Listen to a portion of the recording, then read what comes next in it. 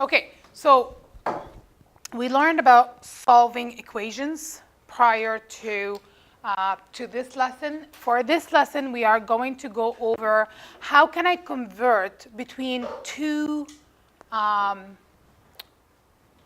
format. Okay, so what we're going to talk about later on in the chapters, we're going to talk about how can I graph a line. So if I have an equation of a line, how can I graph it? How do people know, right? Don't write this, but how do people know that if they see this equation, right? How do they know that this equation, the graph for it is this, for example? Okay, how can they go from here to graph it? Okay, so before we do that, we need to know how can we get to this format, okay, if I'm given a different format or vice versa, okay?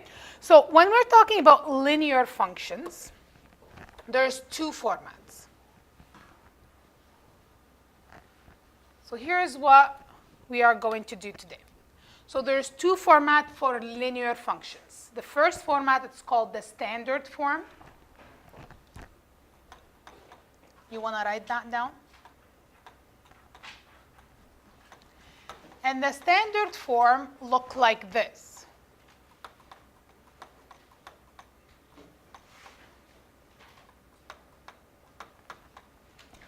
Okay? So if you look at this form, yes, there's lots of letters, right? A, B, and C are usually numbers, okay? X and Y are the letters.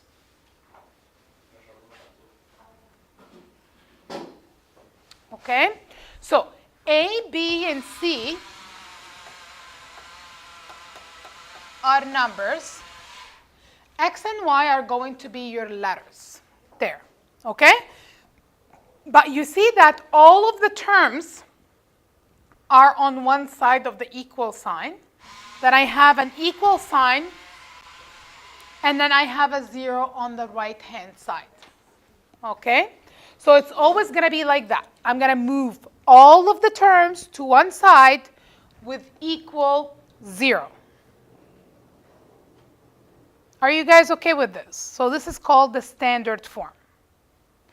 The other form is called the y-intercept. Sorry, the slope y-intercept form. So there is a slope first. The second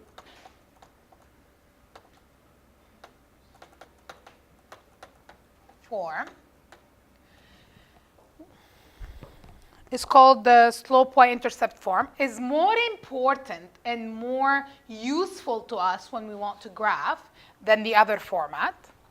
And it looks like this. You have the y by itself on the left, and then you have a number x plus a number. Okay? So these are numbers, and then the x is a letter. Okay? So in this case, the y is by itself, and then everything else is on the other side. Okay? So our job is to go from here to here or from here to here. We'll talk about what the m and the b represent later on and what's the slope and everything else in a different lesson. Okay? But our job today is to be able to go from standard to this form and from this form to the standard form. Okay? How can I change my equation so it either look like this or like that? We're going to have to move the terms around. That's right. Okay? So we're going to look at examples because technically I'm not going to have letter A, B, C. I'm going to have numbers. Okay? I'm not going to have a letter M and a letter B. I'm going to have a number. Okay? So let's look at this example. Example number 1. So example number, it said convert into standard form. So we need to convert it to this form. If my equation is y equals -1/2 x plus 3. Do you guys agree that this form right here looks like the y equal mx plus b? Does it have the same format? Y equals, what do I have instead of m? It's -1/2, yeah.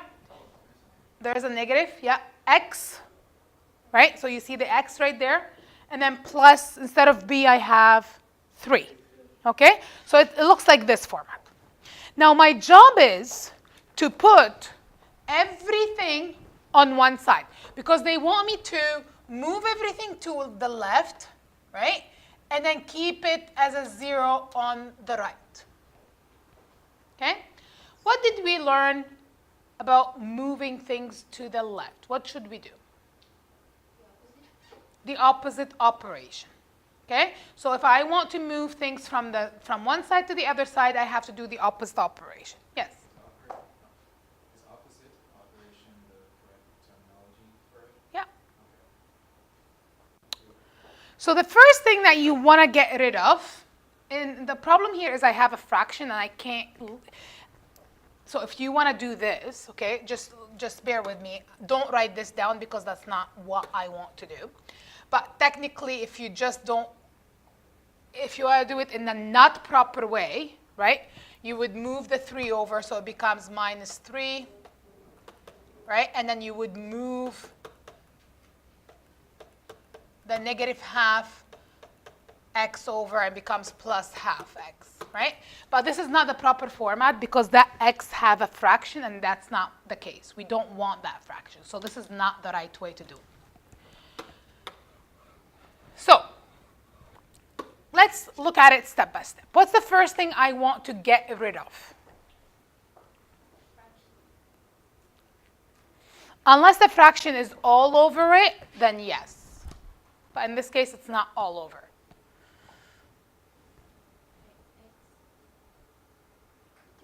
The 3. You want to get rid of that plus 3 that's by itself. Okay? To get rid of that plus 3, what do I have to do? Move it to the left, and what does it become? Minus 3. Yeah. So remember that we did the opposite operation the other day, and then we said we subtract 3 so we can cancel them. Remember that? Okay. So y minus 3 equals negative a half x. So you see that I got rid of that positive 3 from the right. Are we okay with this so far?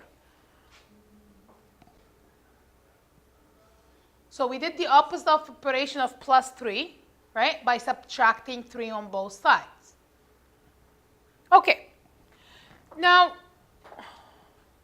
what else do I want to get rid of? If I don't want to keep that fraction, like I can move this over and make it plus a half x, but that's not going to be helping me. Okay? What can I do to get rid of that division by 2? Turning it to the decimal form is not going to solve your problem. It's still decimal, and we don't want that. Multiply by 2. Do you guys agree that because I have a division by 2, I need to multiply by 2? Because the opposite of division? Yeah. Right? Because I want to get rid of that division by 2. I don't like it. It's not something that we need to keep or we should keep. It's something that we need to get rid of. So the opposite of division by 2 is multiplying by 2. Right? So if I'm going to multiply by 2, right, I have to multiply this also by 2. Because the law says whatever you do to the left, you have to do to the right. That's also opposite operation. That's also opposite operation, exactly. So technically right here is gone.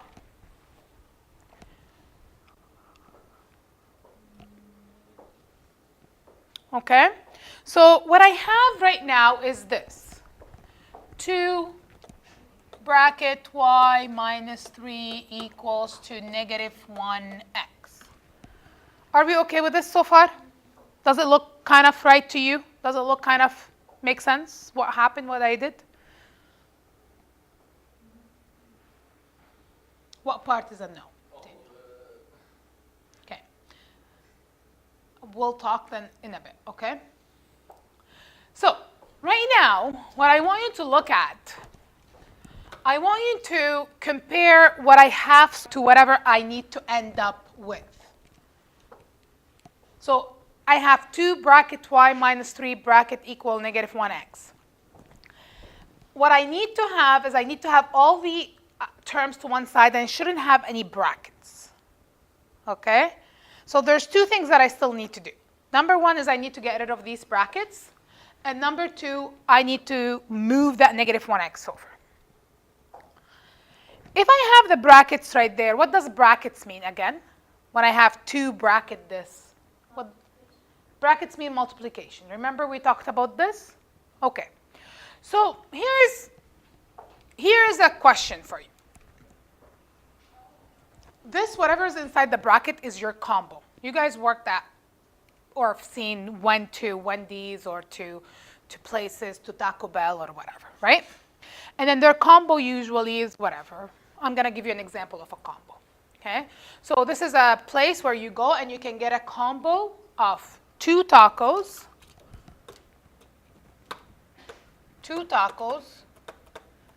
and a pop, okay? Now, if you're a family of 3 people, how many combos are you going to buy usually? 1 combo per person, let's say. So how many combos are you going to buy? 3 combos, right? 3 combos for the family, right? Because there's 3 of you. If you're going to buy 3 combo, how many tacos should you get? But each combo has 2 tacos. How many combos should you get if you buy 3 combos? 6 tacos, right? If you're buying 3 combos, right, all together, you're going to get 6 tacos. And how many pops? 3 pops. Does that make sense? Right? You go order up 3 combos. This is what you should end up with. This is how you know that they gave you the right order. Now, how did we get to this 6 tacos and the 3 pops? What is it? Yeah. I multiplied the 2 tacos by the 3, but I also multiplied the 1 pop by the 3. Right? So anything inside your bracket is your combo. And then you're ordering, in this case here on the left, you're ordering how many combos? I'm ordering 2 combos. So if each combo comes with y minus 3, so what I do is I actually multiply that 2 by the y, so that gives me 2y. Yeah? And then I multiply that 2 by the negative 3, and that gives me negative 6, because 2 times negative 3 is negative 6. Positive times a negative is a negative. 2 times 3 is 6. We call this a distributive property. It's called, the name of it is distributive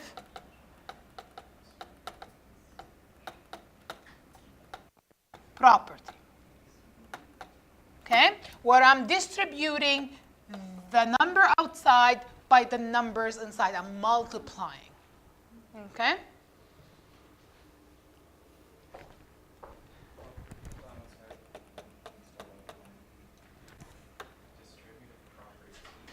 Property.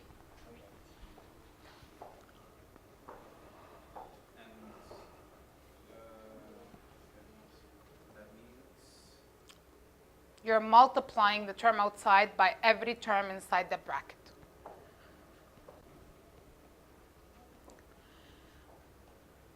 Now, the only thing I have to get rid of, because I don't want anything on the right. Remember, on the right, I want 0. Right? But I still have something on the right. I still have that negative 1x on the right. What do I do to get rid of that negative 1x?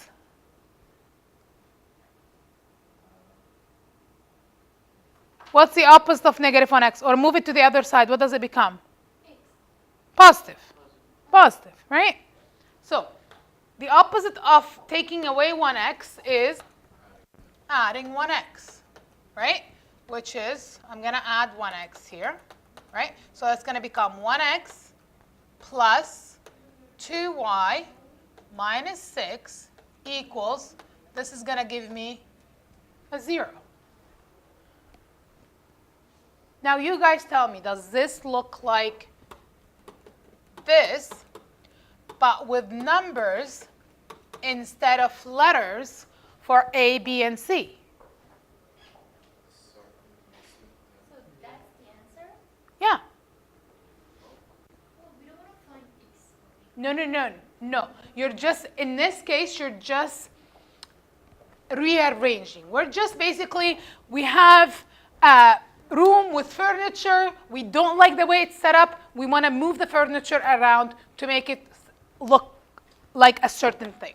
Okay? So basically, all what I'm doing is I'm rearranging this to look like this. I'm only moving my furniture around. That's it. To a certain way. I have to have it look like this. Okay?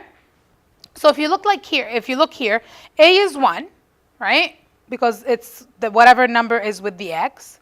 Plus, instead of B, I have 2, because it's with the y. And instead of C, I have -6. Okay? So basically what I did is I rearranged my equation from this to this.